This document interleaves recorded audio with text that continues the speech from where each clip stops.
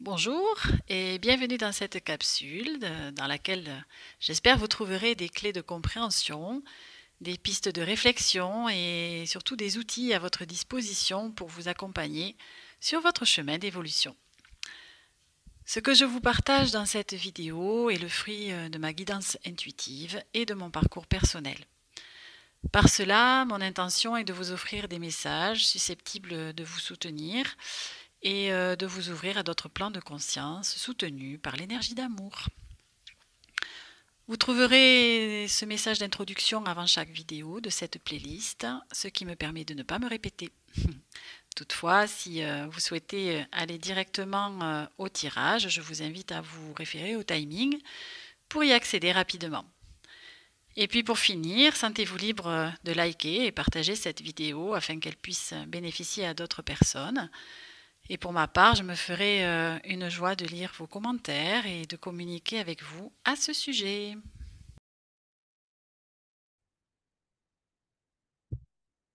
Alors, le thème qu'on me propose de traiter aujourd'hui s'intitule l'éveil, le, le processus de l'éveil, levier pour sortir de la dualité.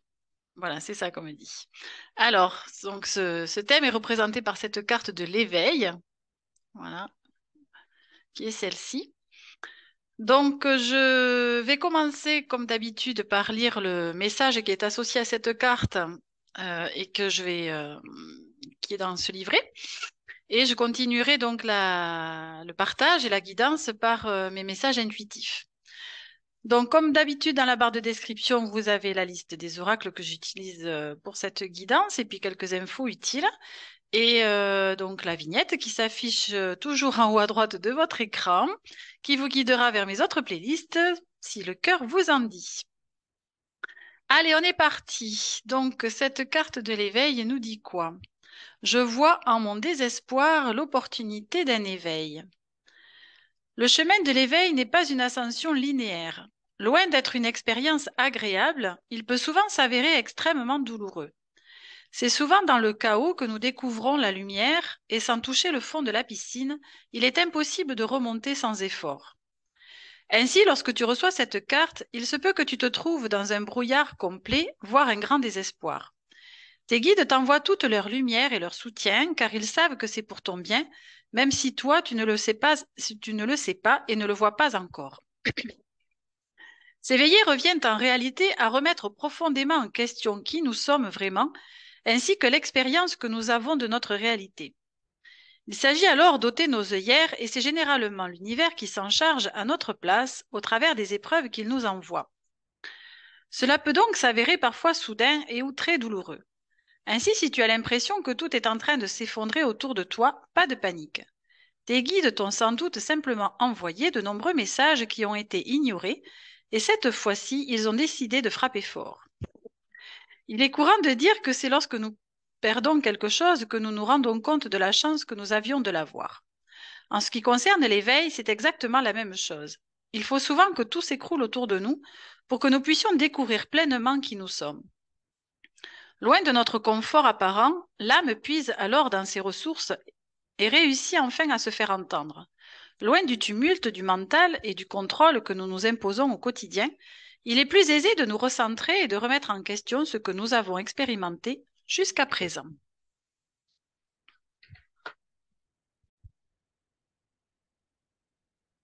Donc voici ce qu'on nous présente, en tout cas en introduction de ce thème.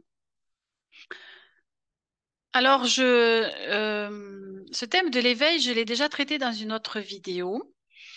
Mais aujourd'hui, on me demande, et les messages effectivement sont en accord avec cela, va être tourné essentiellement sur, justement, comme je disais dans l'intitulé, le fait de sortir justement de la dualité dans laquelle nous sommes sur ce plan terrestre. Donc la dualité étant, bon, évidemment, la notion de... pardon, excusez-moi. la notion de devoir choisir, par exemple, entre alors deux situations, deux choses ou plusieurs. C'est ce qu'on appelle l'embarras du choix parfois. Euh, Tout au moins d'être aussi dans cette idée, cette croyance que, eh bien, il y a quelque chose et son contraire, ou son opposé, ou son, moi je préfère à dire son complément. Puisque dans mon parcours et dans ma compréhension, eh bien, j'en suis arrivée à la déduction que euh, pour moi, une situation, on va dire, sert quelque part son opposé ou son complément. C'est en cela qu'elle vient effectivement compléter effectivement la première. C'est peut-être pas très clair ce que je suis en train de dire, mais bon. Alors, attendez, je vais essayer de me recentrer pour être le plus clair possible. Euh, donc, cette dualité, eh bien, elle est essentiellement liée à notre plan, hein, à notre plan 3D terrestre, puisque nous sommes soumis justement sur ce plan-là à différentes choses, notamment notre corps mental, hein, qu'on appelle aussi notre ego, dans lequel donc est incrusté quelque part nos croyances, nos certitudes, nos pensées. euh, et et c'est donc par cela que nous évoluons et que nous créons justement notre réalité en fonction de ce que nous croyons être, en tout cas une réalité. Euh, il n'empêche que ce corps mental, on va dire, c'est construit, puisque quand on arrive sur Terre, quand nous sommes donc un nouveau-né, eh bien, nous n'avons pas encore de corps mental.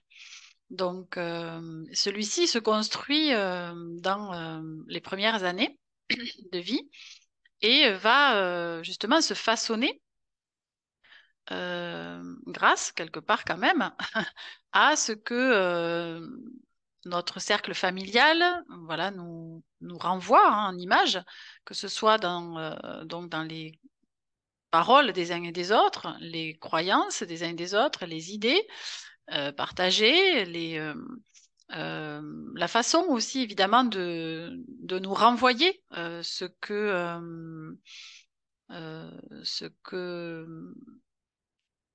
comme caractéristique quelque part. Hein, quand effectivement quelqu'un nous dit mais tu es, par exemple, on me disait souvent tu es trop gentille, ou alors, bon évidemment, alors, la pire des choses que je puisse entendre aussi, c'est mais tu es bête ou quoi? Alors c'est pas de chez moi, hein, mais ça me fait tellement de mal quand je l'entends, voilà, autour de moi par exemple. Tu es bête ou quoi? Ou enfin bon, vous voyez ce genre de réflexion que l'on peut entendre.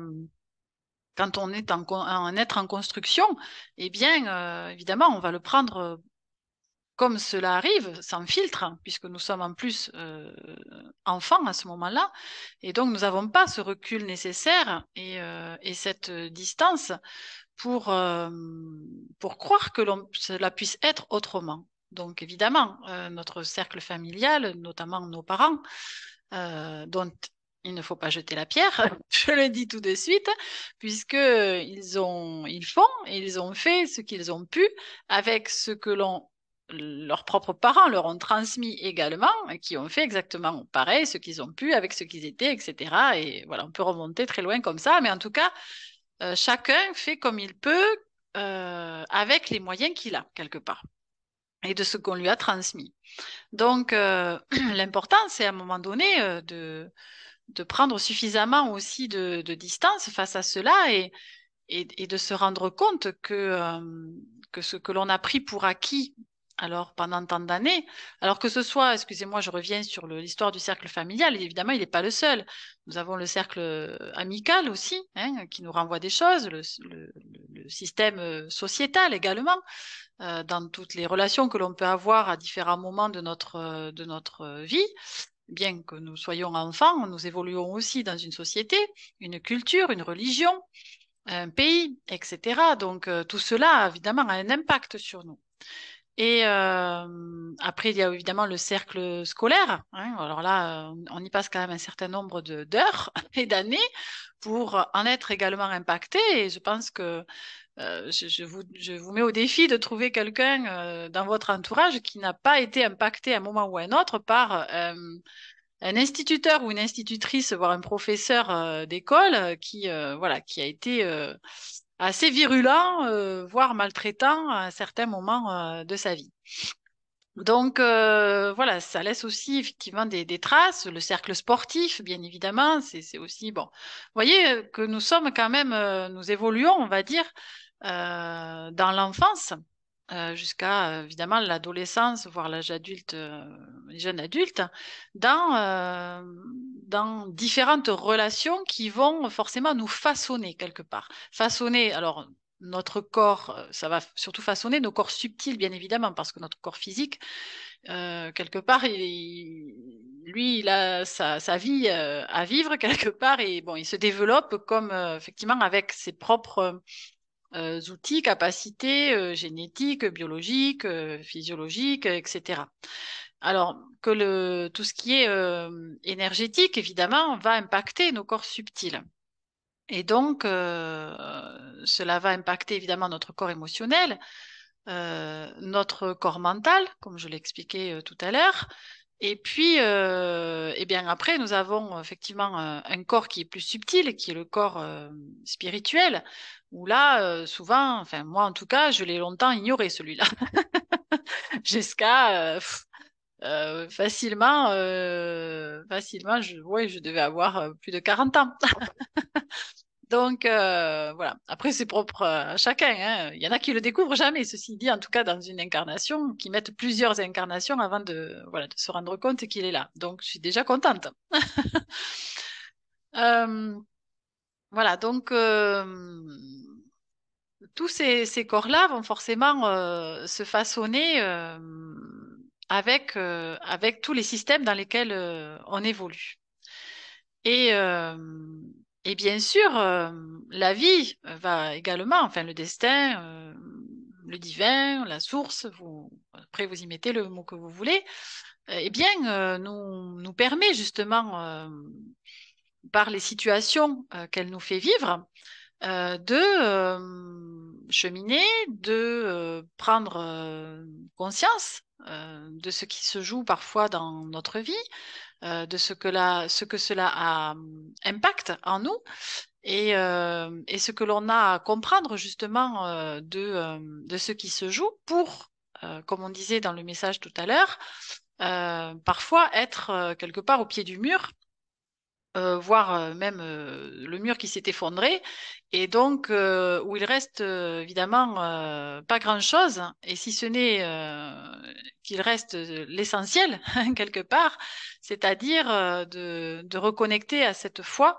à cette étincelle divine qui est salvatrice, bien évidemment, moi en tout cas, qui est venue comme je dis parfois comme une bouée de sauvetage euh, pour me montrer le chemin, justement, qui était le mien et que je n'avais pas forcément su voir avant. Alors, pour ma part, bon, les choses ne se sont pas effondrées tout en même temps, heureusement pour moi, parce que je suis quand même quelqu'un qui a toujours suivi mon intuition. Et donc, les messages, je les, moi, je suis assez disciplinée, hein, vous voyez, je suis rebelle, mais pas, pas inutilement quelque part. Voilà. Donc, ma foi, si ça va dans mon sens, c'est OK. Donc, je suis. Voilà. Donc, ma petite voix, je l'ai suivie assez facilement parce que je me suis aperçue que, eh bien, en tout cas, elle me faisait vivre toujours des choses qui allaient dans mon intérêt.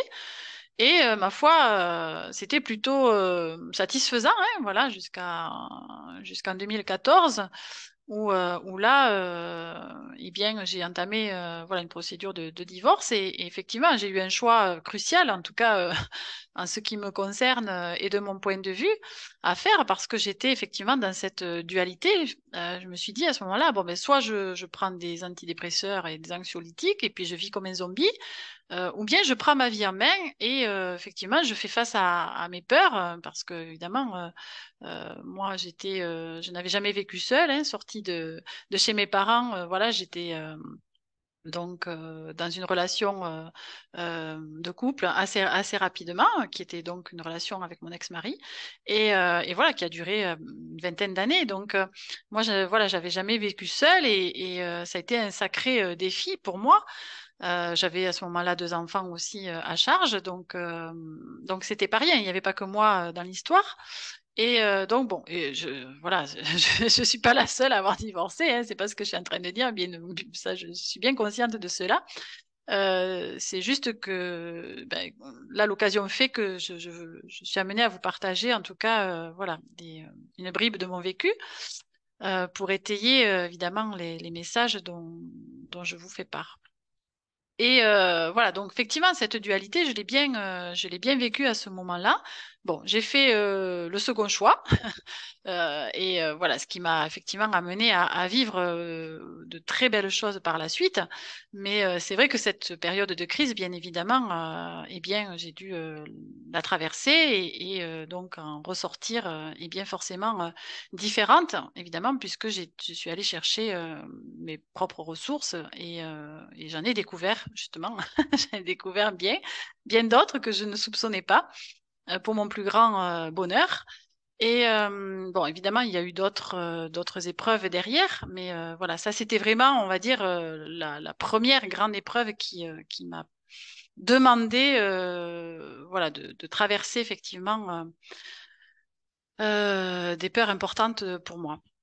Et puis, eh bien, en 2016, donc mon papa est décédé en janvier 2016. Et là, eh bien, c'est ce qui m'a, je dirais, propulsée directement, quelque part, vers ce chemin d'éveil, bien sûr, parce que rien de tel que ce vide immense, hein, que son départ a laissé dans ma vie, pour aller me questionner ben, sur justement comme on dit, les questions existentielles, hein, sur la vie, quel sens cela a pour moi d'être ici, existe-t-il quelque chose après la mort du corps physique, est-ce qu'il y a, voilà, sommes-nous seuls dans l'univers, etc. Est-ce que, voilà, toutes ouais, ces questions un peu existentielles, si je puis dire. Donc, c'est cela qui m'a propulsée, comme je dis, effectivement, sur ce chemin. Et donc, c'est pas quelque chose que j'ai cherché, vous voyez. C'est ça que l'on est en train de me dire aussi, c'est que c'est c'est quelque chose qui est prévu de toute façon par notre âme, euh, qui a été décidé, hein, avant notre incarnation et qui est prévu quelque part dans un plan cosmique et dans notre agenda d'âme, quelque part. Il y en a qui parlent de ça comme ça. En tout cas, de ce qui est prévu pour notre âme à vivre ici dans notre incarnation. Donc, je dirais que il n'y a pas forcément quelque chose à chercher. Ça vient nous chercher tout à fait spontanément. Il n'y a pas de souci là-dessus. Et au moment juste, évidemment, et opportun, selon, encore une fois, un timing, puisque là, maintenant, avec du recul, là où j'en suis, et en faisant un peu une rétrospective sur ma vie, mon parcours, et ce que j'ai traversé, je me dis que c'est waouh, que c'est vraiment d'une précision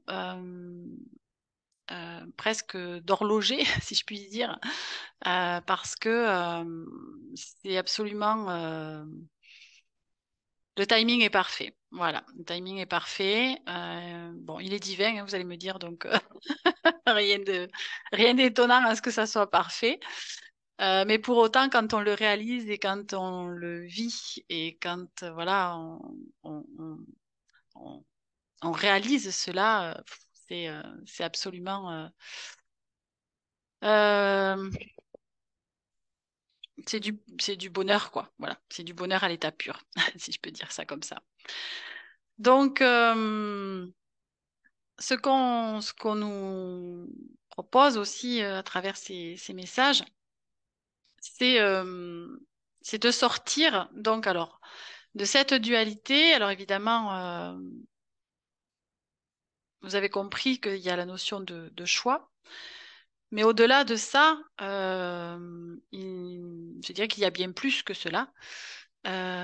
C'est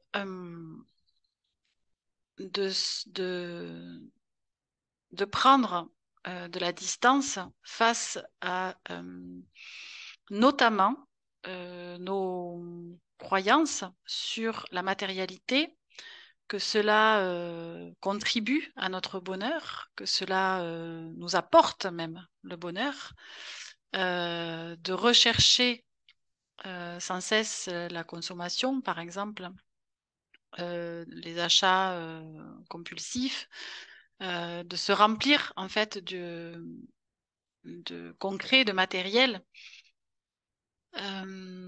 C'est une croyance. Alors, en tout cas pour ma part, effectivement, cela a été pendant un temps. Et aujourd'hui, je réalise à quel point elle était présente dans ma vie, puisqu'elle venait combler, donc pendant le temps évidemment des 20 années dont je parlais tout à l'heure, eh bien, j'étais dans ces achats compulsifs où effectivement je me sentais bien. Il était hors de question pour moi que j'aille faire les magasins sans revenir avec quelque chose, même si c'était 3 fois rien. Mais bon, voilà, ça venait me contribuer justement à ce que je me sente bien. Et jusqu'au jour où, ben, par ce chemin justement d'éveil et de retour à moi, je m'aperçoive que c'était par un manque crucial, je dirais, d'amour-propre et d'estime personnelle que je cherchais à l'extérieur à me remplir de cela par tous les moyens qui venaient me faire sentir, justement, me sentir bien, me sentir mieux que ce que je n'étais, qui venait combler un vide, en fait, et donc une tristesse quelque part, malgré le fait que j'avais le sentiment d'être heureuse dans mon mariage. Et donc, je vois bien la différence aujourd'hui avec le fait que parfois même je me surprends à me dire, mais en fait, j'ai besoin de rien, alors que c'est vrai qu'en revenant à l'essentiel euh, de ce qui est réellement important dans ma vie, eh bien, déjà, je me suis rapprochée de tout ce qui était, tout ce qui est plutôt des valeurs de cœur qui sont notamment voilà tout ce qui est de l'ordre ben, de l'amour déjà, mais de l'amour véritable, euh, pas de la quête d'amour, en tout cas euh, de l'estime personnelle, du partage, euh, de la solidarité, de la sororité, dirons-nous, entre filles, euh, de la bienveillance, de cette curiosité que j'ai aussi à découvrir l'autre dans ce qu'il est, de ce qui fait son univers, de quoi il est constitué, euh, d'aller euh, aussi reconnecter à mes propres potentialités, ma propre lumière, ma propre puissance intérieure. Euh, que j'avais évidemment enfouie tellement ben déjà j'en avais pas conscience qu'elle était là et puis avec du recul eh bien évidemment elle me faisait peur parce que je l'ai vue aussi se manifester cette lumière autour de moi parfois justement sur le côté sombre et cela je ne le souhaitais pas Donc j'ai dû voilà faire tout ce travail sur mes représentations, mes croyances, évidemment mes blessures, aller guérir mes blessures d'enfance, euh, mes conditionnements, sortir de tout cela. Parce que pour m'apercevoir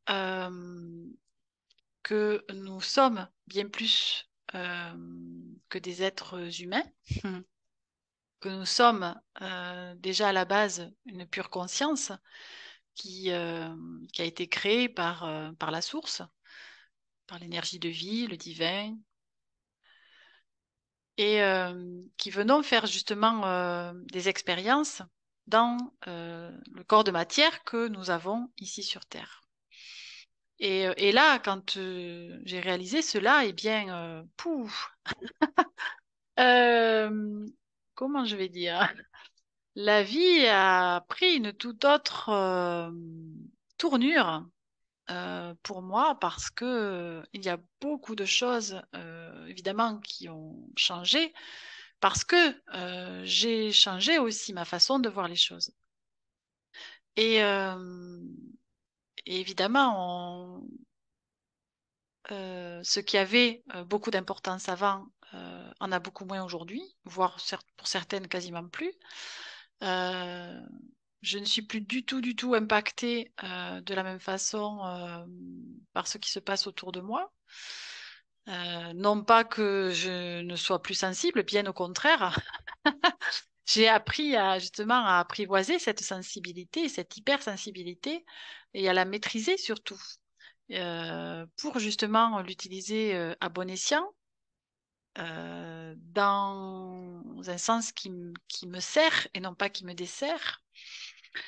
Et, qui me permet justement de me détacher quelque part de certaines situations, certaines réalités que l'on veut nous faire croire, que l'on nous propose, que le monde extérieur hein, nous propose, et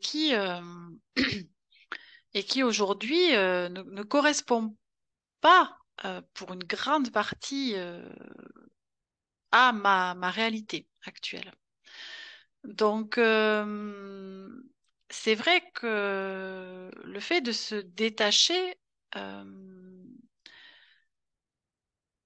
c'est en fait comme prendre de la distance, si vous voulez. C'est pas être, encore une fois, coupé euh, de la reliance. C'est juste mettre la juste distance, justement, entre soi, par exemple, et une autre personne, une relation, une situation, un événement, un traumatisme, peu importe ce que c'est.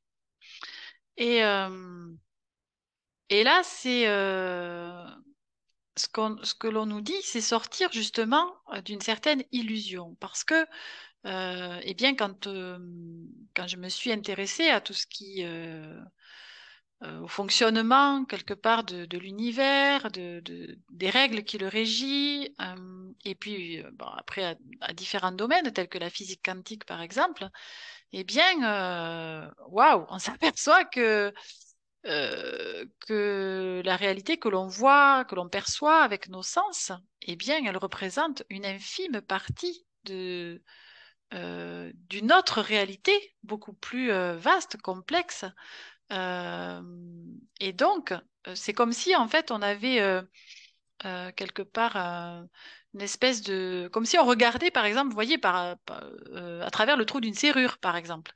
Donc, quand on regarde effectivement, bon, je pense que vous l'avez tous fait, même voilà, enfin, je sais peut-être ou pas, j'en sais rien. En tout cas, moi, ça m'est arrivé de le faire, j'avoue.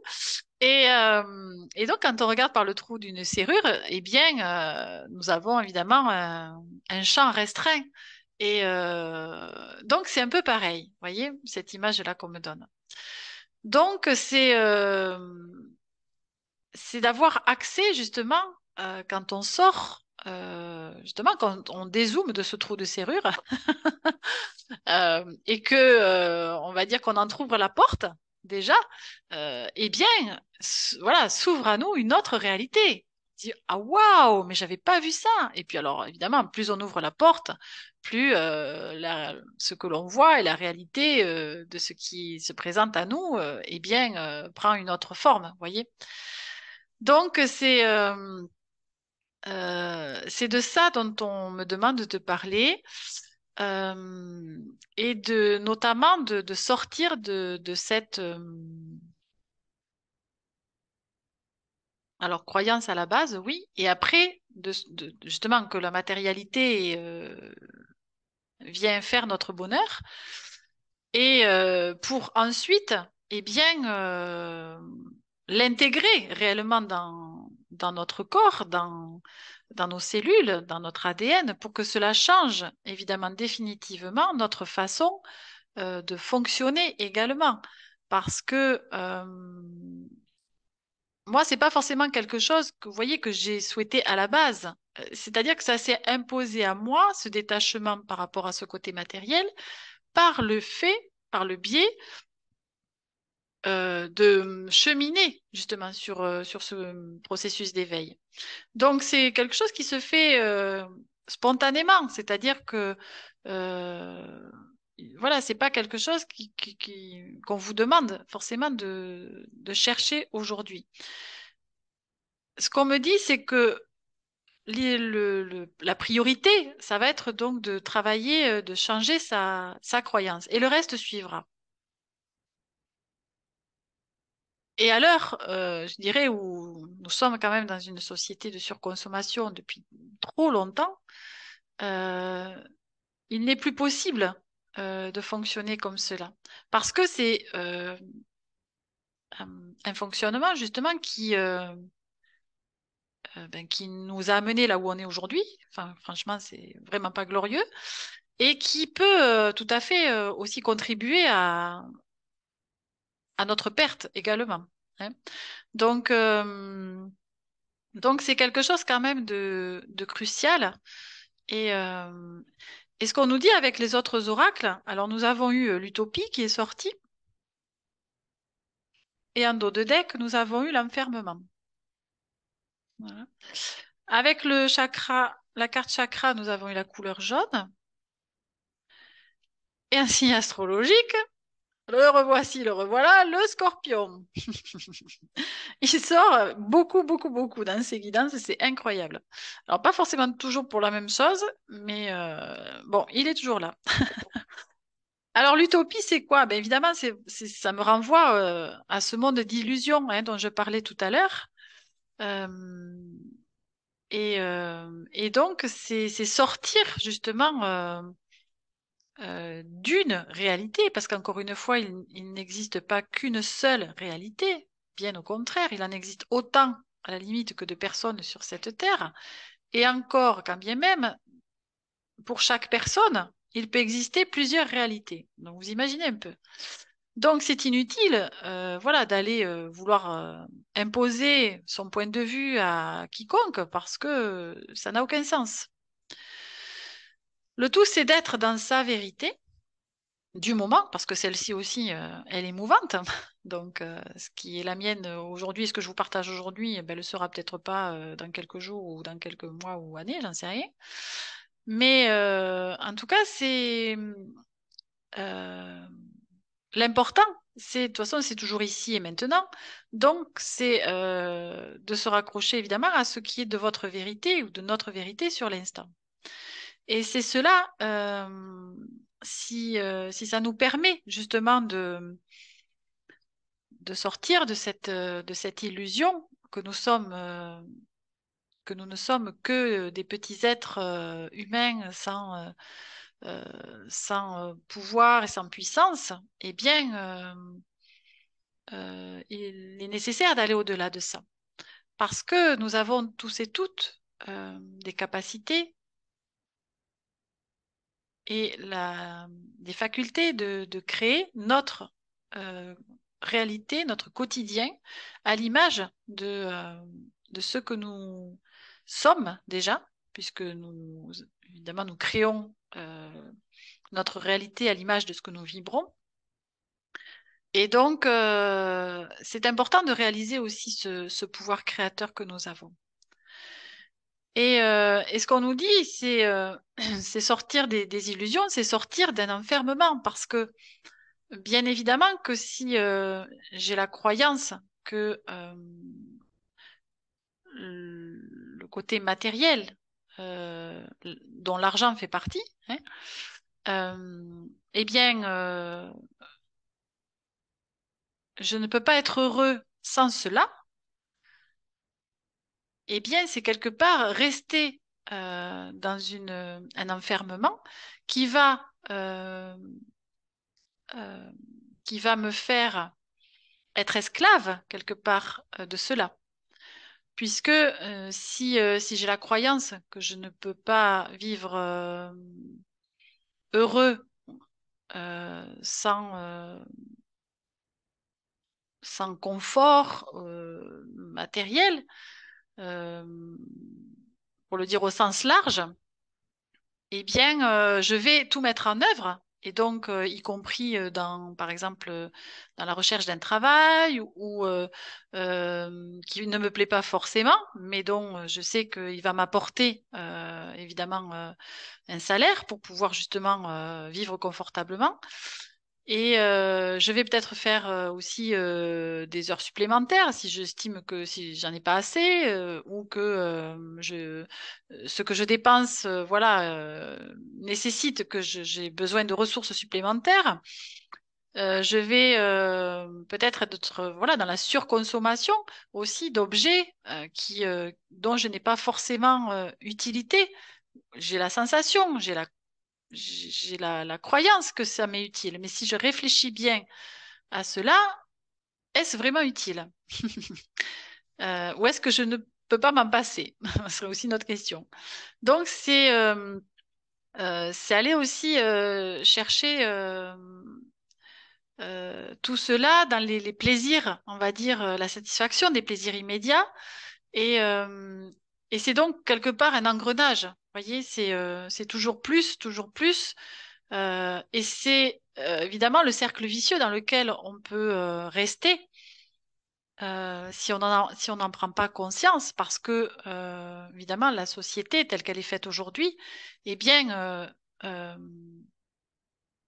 va dans ce sens-là, entretient quelque part vous voyez, ces croyances-là et fait en sorte de nous, de nous faire rester aussi dans ces croyances-là, évidemment, parce que c'est dans l'intérêt de certaines personnes. De certains lobbies. Voilà, évidemment que il y a des personnes qui ont des intérêts à cela. Donc, mais si on se place d'un point de vue individu, quelque part, eh bien, on se rend compte que, enfin, moi, je me suis rendu compte que j'étais tombée dans quelque chose qui effectivement. Moi, j'en suis arrivée en tout cas à la conclusion un jour, je me dis, mais en fait, le travail, c'est l'esclavage moderne. C'est voilà, donc je... c'est important aussi à un moment donné. Je dis pas que il faut envoyer tout balader et ne pas vivre dans le confort. Hein. C'est pas ce que je suis en train de dire parce que là, je suis la première à, à, à- à apprécier évidemment un certain confort. Mais encore une fois, il y a un juste équilibre à trouver. Et quand je vous parlais de surconsommation, c'est bien de cela. C'est quand on dit surconsommation, c'est que c'est trop. C'est pas nécessaire. Il y a des choses dont on peut se passer, voyez par exemple. Ni non plus de revenir en arrière et de vivre comme un ermite sans électroménager ou je ne sais quoi. Mais, euh, mais c'est toujours cet équilibre à trouver et ce bon sens à retrouver aussi.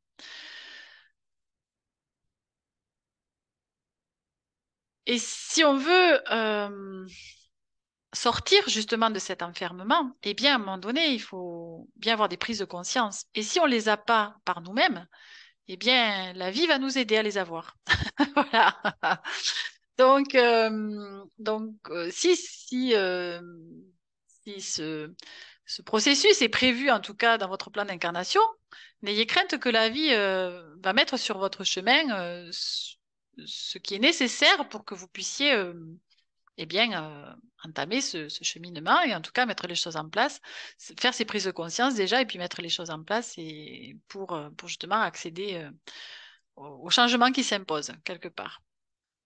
Et puis, ben, évidemment, quand on sort de l'illusion, avec la couleur jaune, et ce chakra donc, qui correspond au niveau au plexus solaire, eh bien, c'est de retrouver cette pleine puissance, cette juste place, évidemment, cette lumière intérieure, cette énergie de vie qui, eh bien, qui nous permet d'aller aussi rechercher en nous justement toutes nos ressources oubliées, toutes nos facultés personnelles que nous avons et qui nous permettent de traverser les épreuves et d'en ressortir avec d'autres compétences, d'en ressortir grandi, de s'étonner soi-même quelque part d'avoir pu faire ça, de s'être relevé voilà, de certaines épreuves et d'être encore plus fort, vous voyez, et plus forte.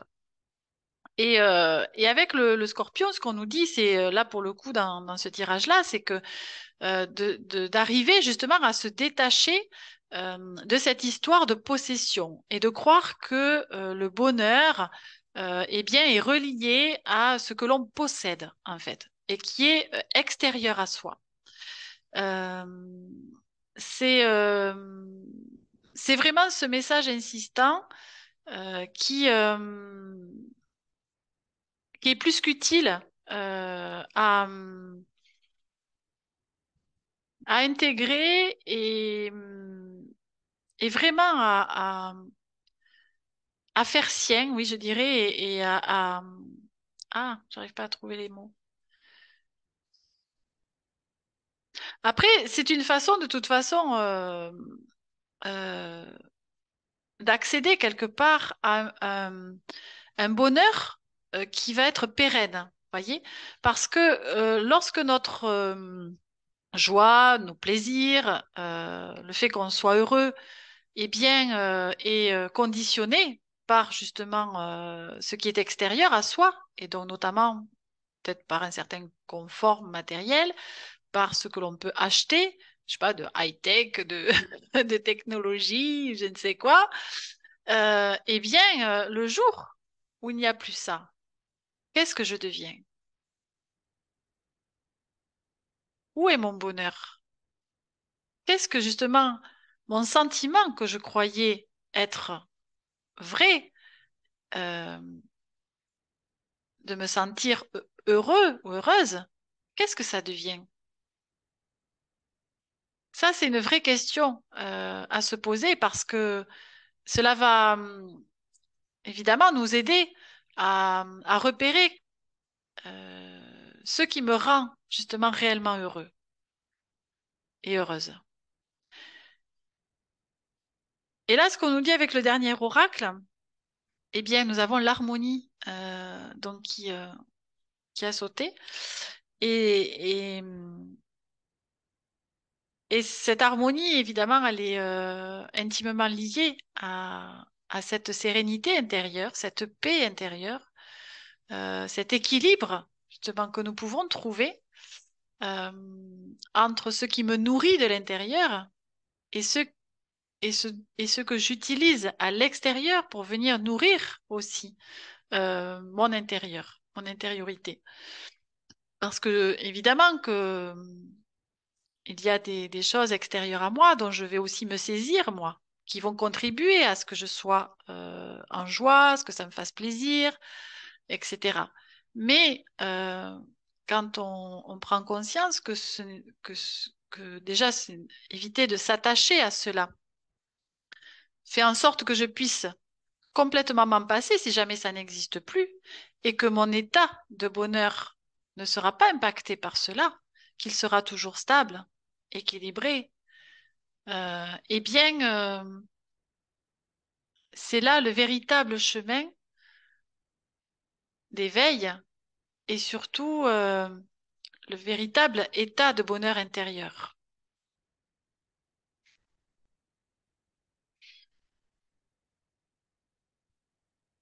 Ok.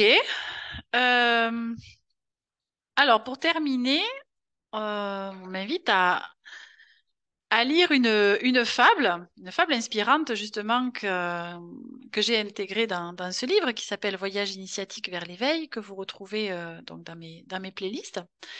Donc, on va terminer avec une petite note poétique, et notamment par cette fable qui s'intitule Bonheur, es-tu là? Bienvenue dans le monde magique et invisible des fées, celui où tout est possible, même de trouver ce que tout le monde cherche, le bonheur. Notre petite fée s'y emploie d'ailleurs avec beaucoup d'ardeur. Je dirais même que c'est sa principale occupation. C'est ainsi que chaque jour, dès qu'elle se réveille, elle se demande: de quoi ai-je besoin aujourd'hui pour être heureuse? Le pire, c'est qu'elle trouve toujours une chose à aller chercher à l'extérieur pour se satisfaire et ressentir, même furtivement, ce sentiment de bien-être et de satisfaction. Sa quête quotidienne dure ainsi depuis des années. Mais aujourd'hui, fatiguée de courir partout sans pouvoir satisfaire durablement son état de bonheur, la petite fée se pose et se demande: jusqu'à quand vais-je devoir courir dans tous les sens pour être heureuse? Vais-je un jour me dire: ça y est, je l'ai trouvé, ce fichu bonheur que tout le monde convoite? Comme elle ne trouve pas de réponse à ces questions et qu'elle voit les autres fées chercher aussi le bonheur, elle reprend son activité. Mais un jour, elle décide de ramener une plume de chouette, pensant que ça la rendra heureuse. Elle part donc en quête de ce trésor et finit par trouver Dame Chouette, qui fait tranquillement la sieste dans le creux d'un arbre.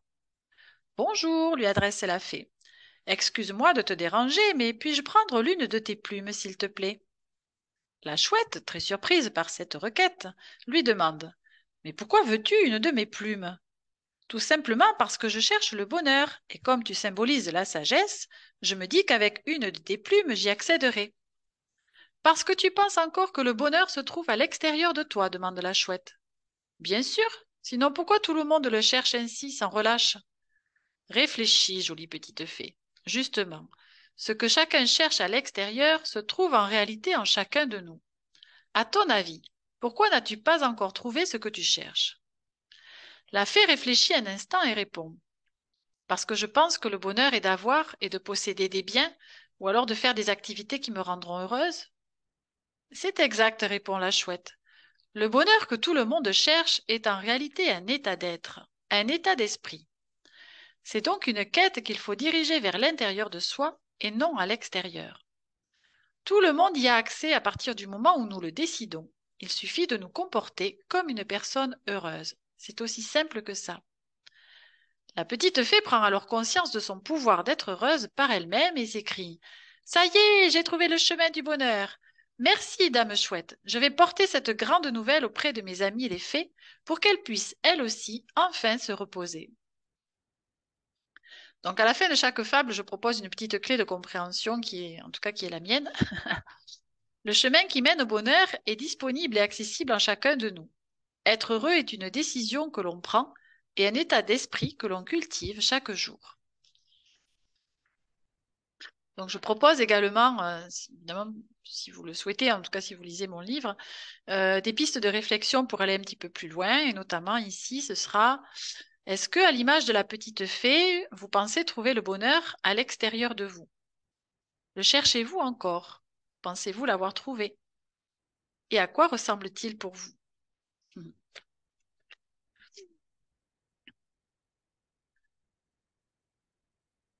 Donc voici comment s'achève cette guidance partage sur ce thème du bonheur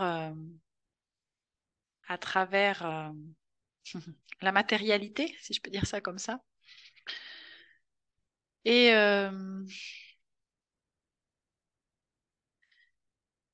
évidemment, comme dans nombre de mes partages, euh, je ne peux que vous souhaiter d'expérimenter le plus possible euh, les éventuels messages, compréhensions que vous pouvez glaner si vous écoutez mes vidéos, parce que rien de tel que l'expérience. Pour moi, ça a toujours été justement quelque chose dont j'ai toujours été convaincue qu'il vaut mieux vivre une situation plutôt que d'en parler pendant des heures sans que cela ait d'impact. Donc, à vous d'être créatif et créative, si cela vous parle, bien sûr, euh, et de faire vos propres expériences par rapport à ce thème et de voir ce qu'il en est. Pour ma part, ça doit faire à peu près 3 ans que je n'ai plus de télé, par choix. Et ma foi, je vis très bien et je m'en porte même mieux quelque part. Alors, je dis pas que c'est ce qu'il faut faire. Voilà, c'est juste un exemple. Et peut-être que vous trouverez, vous, de votre côté, voilà, d'autres choses dont éventuellement vous pouvez vous détacher et voir carrément vous passer pendant quelques heures, quelques jours, voire plus, et puis voir un petit peu ce que cela implique dans votre vie et ce que cela crée surtout en vous. Euh, voilà. Eh bien, écoutez, je vous souhaite un bon cheminement et je vous dis, bah, écoutez, à bientôt, en tout cas pour d'autres messages. Allez, prenez soin de vous. Au revoir.